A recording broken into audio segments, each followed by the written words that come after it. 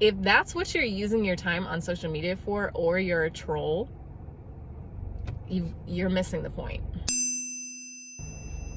Yes, I had planned on ironing this shirt, but I ran out of time and I just needed something to put on over my pole top because one of my students came to visit me today and we did a lesson and we made a video. And this is somebody that I have been working with online. She came to visit.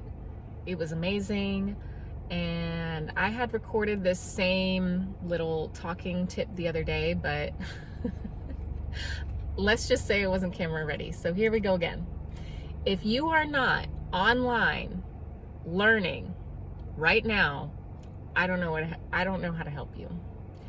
If you are not able to self-reflect and identify the things that you need to improve upon in your own, personal situation, and have a list of things that you want to learn to enrich your life, for example, gardening or something like that. If you're not online learning how to reach those goals, I don't know what to say to you, because you can literally go online right now and look up any topic that you want to learn about: personal, business, financial, fitness, beauty, anything, and you can learn how to do it.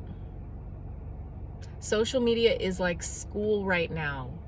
It's crazy. You're connected to so many people who have experience, because let me tell you something, experience is the best teacher.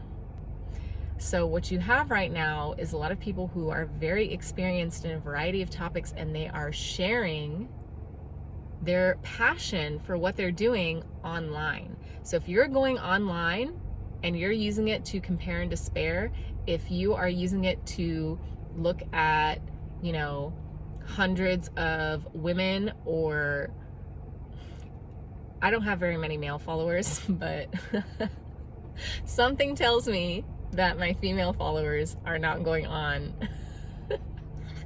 to social media and liking a bunch of guys' pictures. But anyway, if that's what you're using your time on social media for, or you're a troll, you're missing the point. You are really missing the point. That's all I want to say.